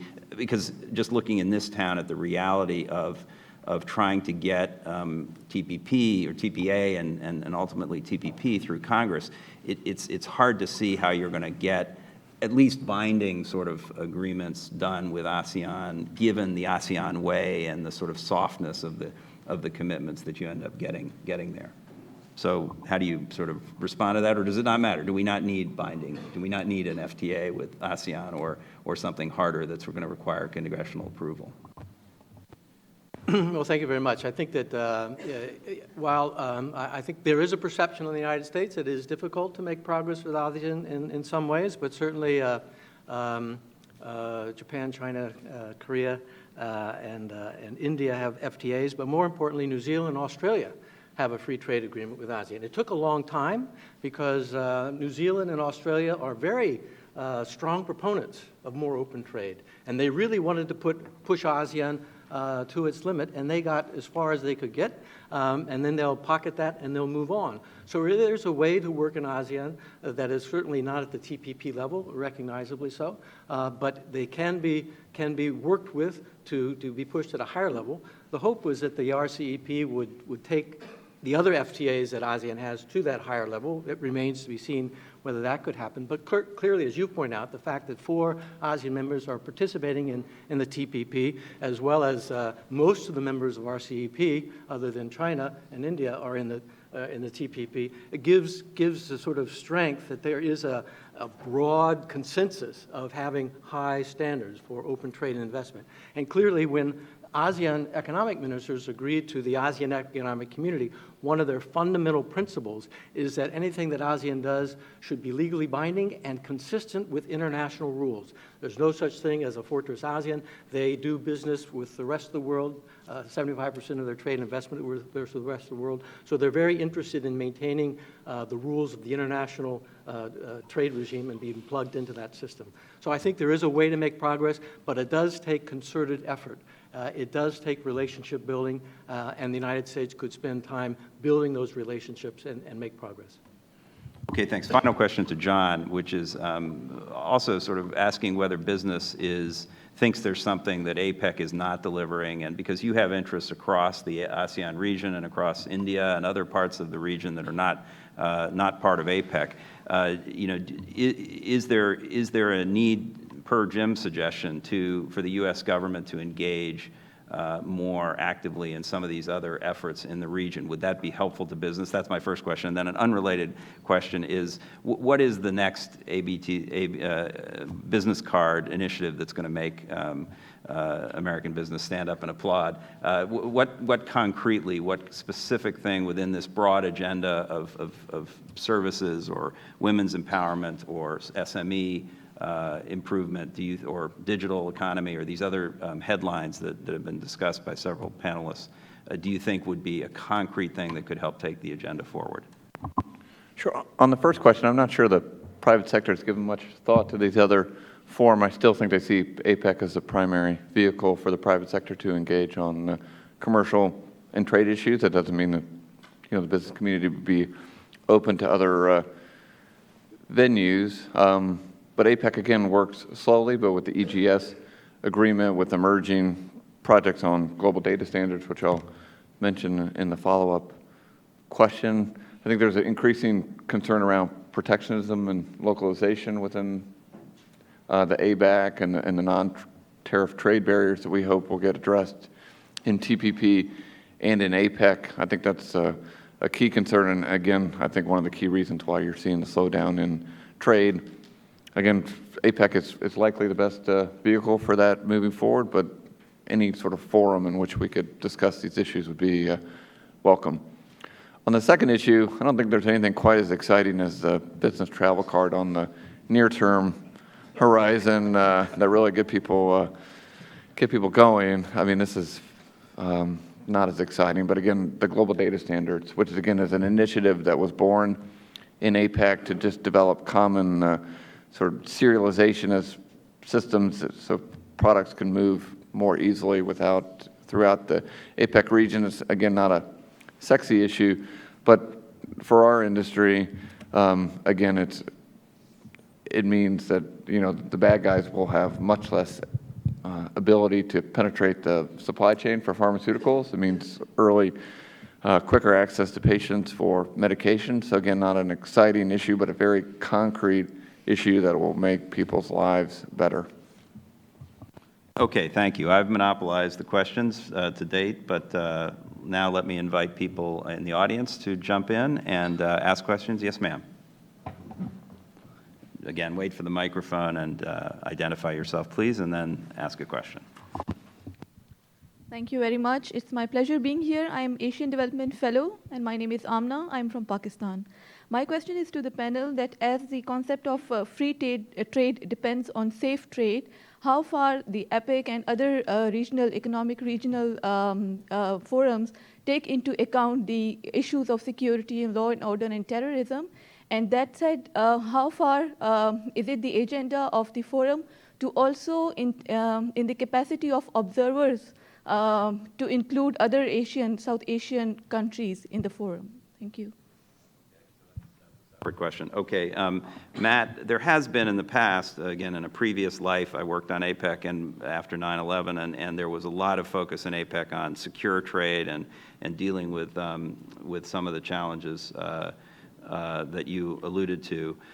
Where is that agenda now? Are we still doing things on secure trade in APEC, or is there an opportunity to do more of that? To be honest, I'm not sure where we're on that. I don't think it's an active part of the work agenda for this year. But for this other issue, for economies that are not currently in APEC, there's always the option of, if they have an interest in the work that's being done in APEC, to seek to be a guest or in a subfora, a smaller, specific, topic-specific area of work that's being done. And that's often what economies who are not members of APEC do when they want to learn more about how APEC operates and to be able to benefit by the work that's actually being done in APEC. Because again, same theory applies, that economies learn about an issue, how to go about liberalization, how to go about employing best practices, and then they bring that back to their own economies and implement them. So that would be the way forward, I think, for economies that are not currently within APEC. Mm-hmm. Okay. Does anybody else want to go, Jim? Yeah, thank you very much for that question. I think in ASEAN they're working on a regional single window, and this is the simultaneous provision of information for all border requirements through a computerized means, so decisions can be taken more quickly. But also it means this information can be used for security purposes, and there is a link between the single window, information sharing, and security, something recognized in a presidential order because the United States doesn't have a single window yet. The president, a year and a half ago, said there shall be a single window. People, let's get together as agencies here and work with other countries that are developing single windows to be able to share information to promote secure trade. So there is a clear link in some of the trade activities going on in ASEAN, as well as in APEC, with secure trade with the United States. Thanks. Okay, thanks. Yes, sir.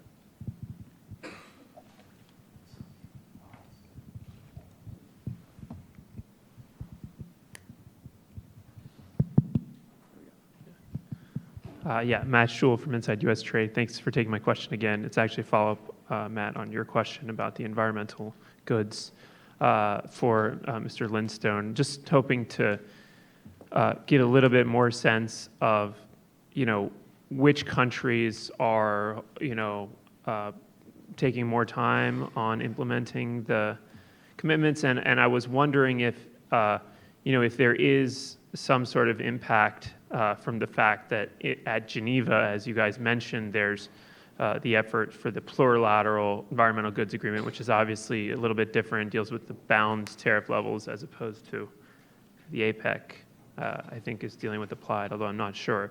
But anyway, I was just wondering if there's any interplay there in such that like countries who are participating in the other negotiations don't want to wait until those are done before lowering their tariffs, and if that's a factor in this delay or if it's just merely bureaucratic, as you were saying. Okay, I think I'm actually going to start with your second question first in terms of the impact in Geneva. I think the APEC environmental goods commitments are different from the environmental goods agreement. That said, APEC being able to reduce tariffs on these 54 product lines demonstrates its support for the multilateral trading system and I don't know, call it a more ambitious, environmental goods agreement. And so it's essentially a first step. APEC supports this. APEC economies are united in being able to do this on these 54 products. In terms of where particular economies are, I'm not sure I want to name and shame folks. Everyone has a different domestic process. Some are more developing economies, some are more developed economies. So it's not something that it's not something that's easy to say like, well, this is the only holdout, so to speak. There's a number of folks that are in the process of getting there. I think we're cautiously optimistic that folks are going to be able to get there, but there are a few that are of more concern than others. It's actually unrelated in terms of what countries those are. Yes, sir, in the back there. And then you. Hi, Scott Thompson from Samsung Electronics. Mainly a question for John. I'm asking you to make a generalization here, but I'm hoping you can compare in the APEC context the policy advocacy activity levels of North American-based companies versus Asian-based companies. We hear a lot in the general trade policy formulation context, the Asian idea of that's the role for governments. We don't want to touch that until it's ready to implement, and then we'll deal with whatever cards were dealt. But in the APEC context, where the private sector role is so encouraged, could you, at least generally speaking, describe whether Asian companies' mentalities are changing in this regard and taking a more active advocacy role? That's a really good question. I can't give you a precise answer. I mean, within the APEC context, and specifically within ABAC, there are 3 ABAC members per economy. So, I mean, all the economies are well represented by their business communities, and their business communities are very active. A lot of the economies like Japan have their own equivalent to the NC APEC. So, again, very active throughout all the APEC work streams. And at the CEO Summit, which often affords a great opportunity for private sector to engage directly with leaders, it's probably still U.S. company heavy in terms of participation and sponsorship, but I think you are seeing with companies like your own, as well as other big Asian companies, are being more aggressive, if you will, in terms of advocating and pursuing their own, interests and directly with government. So I wouldn't say it's on an even par. It's a par at this point, but I think it's increasing. Okay, thanks. Yes, ma'am. Hi, good morning. My name is Shah Elijah Alba. I come from the Philippines, and I'm working on the peace process there.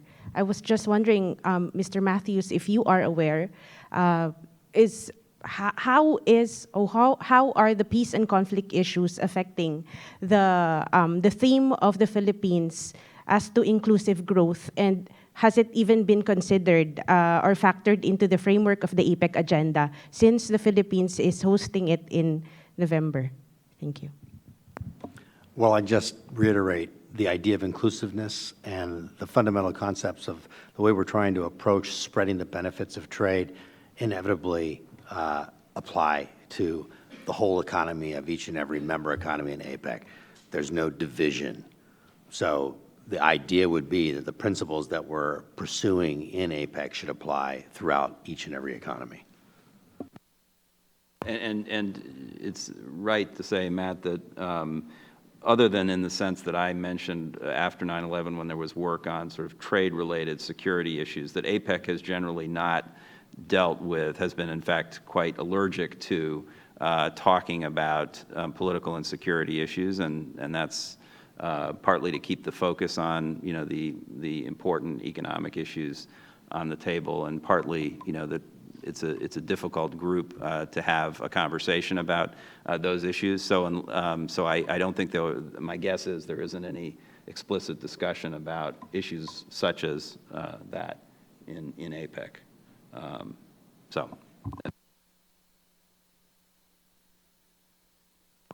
This gentleman here. Thank you. Nishikawa from Meti Jetro, Singapore. I am question to the James Wallason. I strongly agree with what you said. Of course, no one disagrees the importance of the APEC. But as for the EAS or the ASEAN, the U.S. involvement into the EAS or the ASEAN seems very important. But you know, as Johnson said, very important thing is then, you know, how you can invite the more business involvement into the U.S. business involvement into the ASEAN or the EAS areas. Because then, you have the U.S. ASEAN, U.S. China, U.S. India Business Association, you have the APEC, but no U.S. EAS association, business association or something. Without any business, involvement, you cannot get the support for the U.S. involvement into the Asian architecture. How do you think about it? So he's...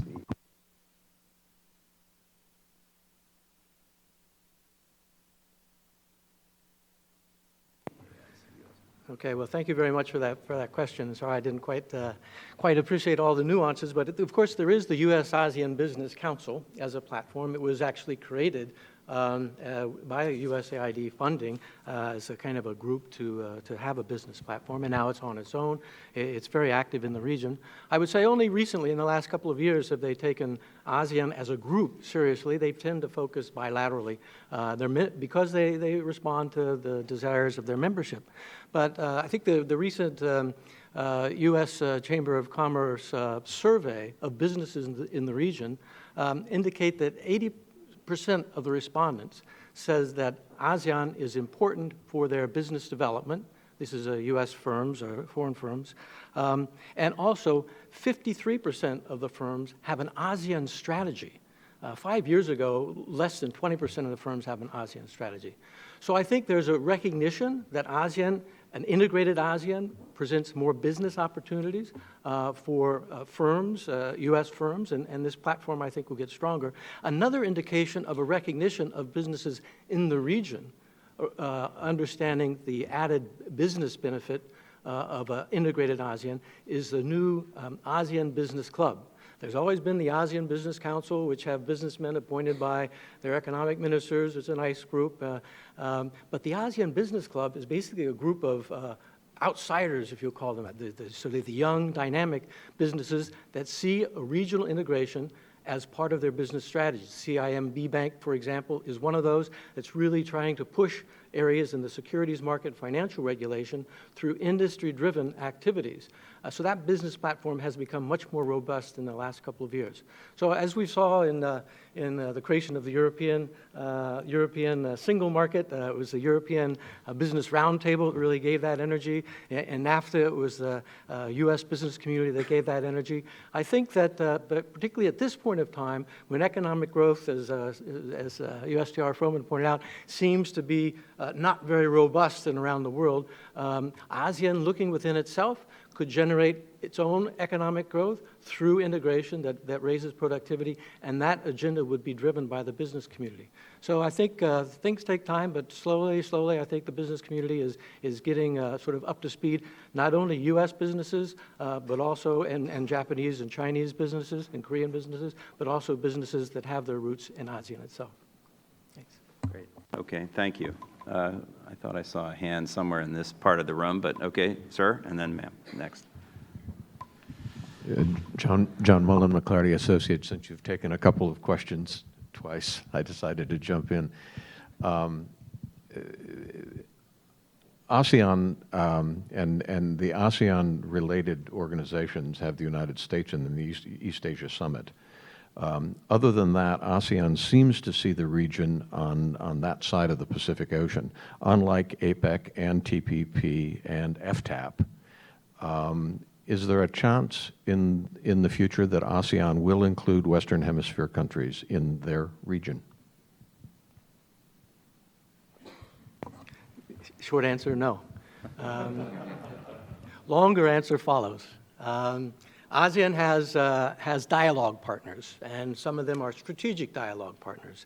And the United States has become a strategic dialogue partner. And the Bush administration, the enhanced partnership with ASEAN was the beginning of that. And all of their free trade agreement partners have a relationship, and these are partners that have a free trade agreement, have a broader relationship.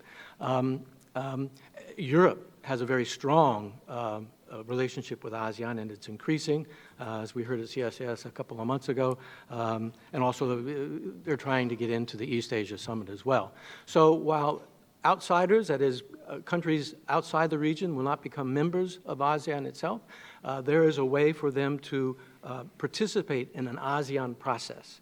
And I think Secretary of Defense Carter has actually used that quite well in something called the ADDM++ process that you'll hear about in session 3 most likely, where he sees a benefit of working with the ASEAN defense ministers and invited them to come to Hawaii.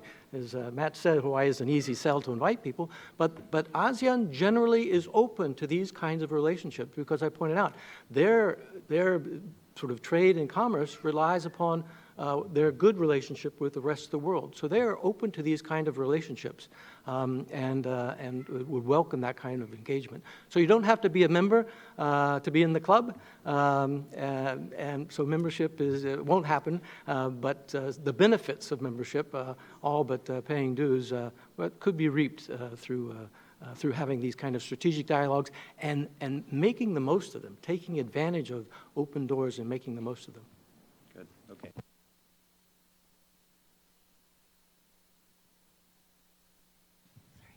Hi, Lauren Holt from Holt Global Strategies and formerly with the State Department. My question is about CSR and specifically with labor and environment. I have a couple of questions. One is within the TPP, how are you reaching out to NGOs, trade unions, and domestic political interests that seem to be against a lot of the issues with TPP based on trade and labor? And the second part is, when I've been out in the field in Myanmar, Cambodia, a lot of folks talk about the investors, especially Chinese investors, that are not using local labor enough and treating the labor well as local products. And so there's this concern of community relations and training up of the local population. Thank you. Okay, nobody here is actually working on TPP itself, so I wish you'd ask that question of Ambassador Froman, because that's a good TPP question. But Sean, you're the USTR representative on the panel, so can you take a crack at that? Speaking for Mike Froman. I'm going to start with, as Ambassador Froman mentioned earlier, TPP is a comprehensive trade agreement, and included in that are labor provisions and environmental provisions. In terms of the outreach on that, as Matt mentioned, I'm not necessarily specifically privy to all of those and what all those strategies have been, but I know that those interests are being taken into account as as the agreement is negotiated, there's a lot of interests that go around TPP, both for and against on specific issues. And one of the challenges is when you reach an agreement like this is essentially taking into account all of those various interests. Okay, Jim, do you want to try on the other? Well, in terms of investment in Myanmar and Cambodia by China and other officials, the United States has taken a very clear view of how it should participate in investment in a responsible way in the region, hoping that has a demonstration effect. But in terms of an ASEAN context, there is a labor minister process that hasn't been as robust, but they do have a work program that has possibilities to look at these kinds of issues. Also, there is a declaration in Cebu from 2007, the treatment of migrant workers, I think, which is very important in terms of ensuring that not only professional level individuals can take advantage of an integrated market, but also unskilled professionals can take advantage of an integrated market. And that's something that I hope that this year that Malaysia can push forward an agreement on the treatment of migrant workers. In 2007, they agreed on the principles, and now they've been negotiating for the last 6 years on a real instrument of responsibilities for sending and receiving states. And I hope that they can come to agreement on that very important document in the near term. Thanks. Okay. Other questions down here? I have another question I was going to put to the panel. So while others are thinking, we still have a few minutes. So let me just ask, we haven't talked much about India. I mean, it's been touched on a couple of times, but not in any depth. And that's a challenge for the architecture question in Asia, because it's not clear where, how broad. Several questioners have touched on sort of membership questions, how far the reach of these institutions should go and who should be in. But India is, a large country with a growing economy, and one with which most of the people, the countries and economies we have been talking about, have growing relations, trade and investment relations.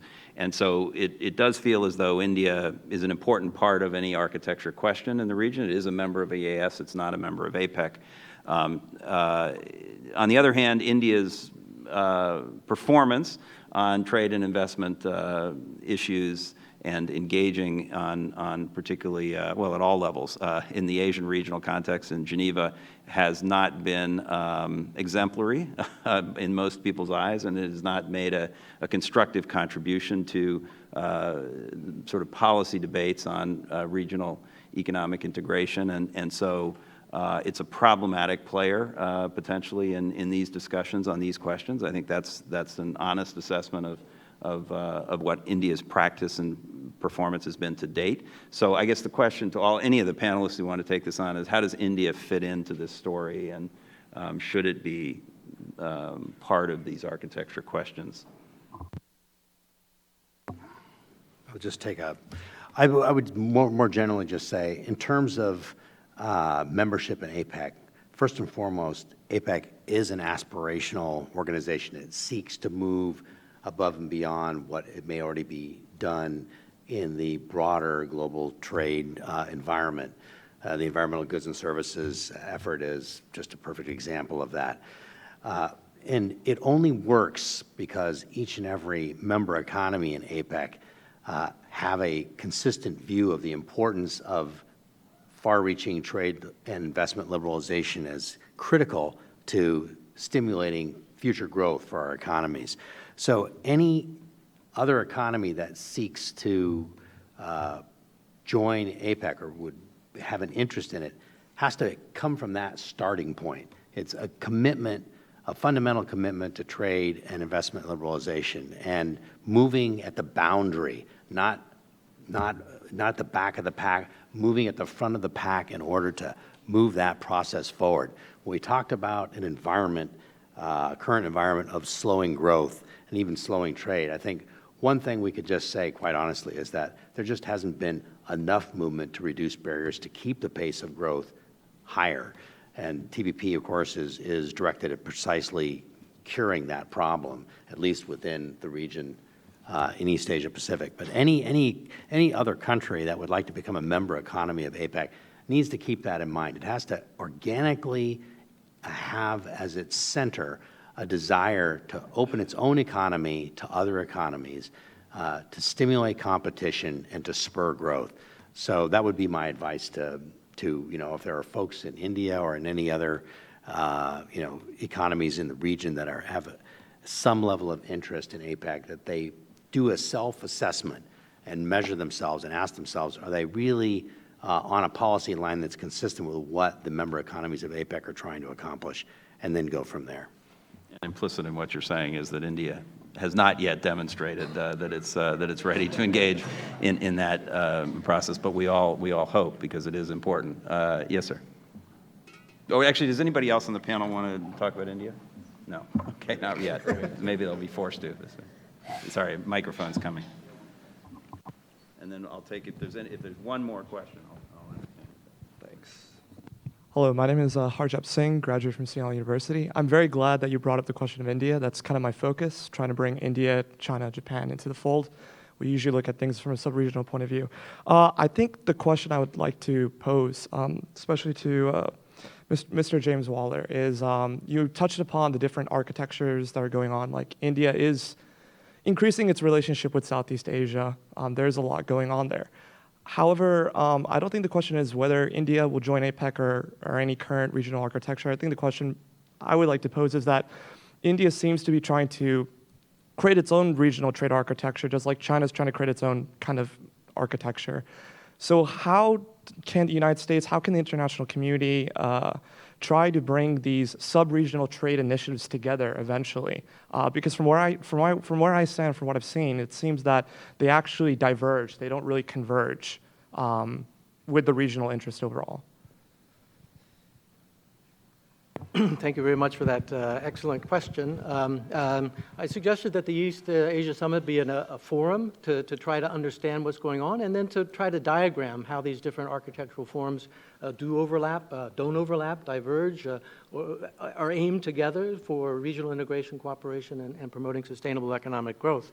So that's kind of in the first instance, but more concretely, say, with respect to India, which has adopted a different development philosophy, also has very strong internal politics, like all countries do, but maybe a bit more dynamic. Start with a connectivity agenda. See whether India really is interested. India is a participant in the RCEP. The RCEP has set a goal for 0 tariffs for 90% of the tariff lines. And most of the RCEP members have agreed to that except for India. India is below 80%. So they have to really kind of decide whether they want to be part of this system. A connectivity agenda wouldn't talk about tariff reductions, wouldn't talk about strong norms necessarily at the outset, but would talk about how to bring in and reap the benefits of connecting in the region. One item in particular, or concrete activity in particular, would be the creation of a trade repository. This is the latest thing in trade. ASEAN will unveil its ASEAN Trade Repository in November. APEC will have one also this fall. This is basically an online access to all of the information you need as an importer, whether it's tariffs or licensing requirements or quotas that a country imposes. Having that transparency in a trade regime, I think, would be a big first step for India, because when one reads about difficulties in trading with India, it's because of the unknown, right, that somehow appears. But having that transparent, having it online, and then linking that to a single window processing, so that it's all automatic, there are no hands touching the process, I think would be a first step for India to show, yes, it really wants to integrate, and this is a kind of an easy first step to show transparency and a way to integrate with infrastructure and on certain rules, and then take the next step. Okay, great. We have reached the appointed hour. Okay, one more quick question there, and then we're going to stop for coffee, because I know everybody's ready for that.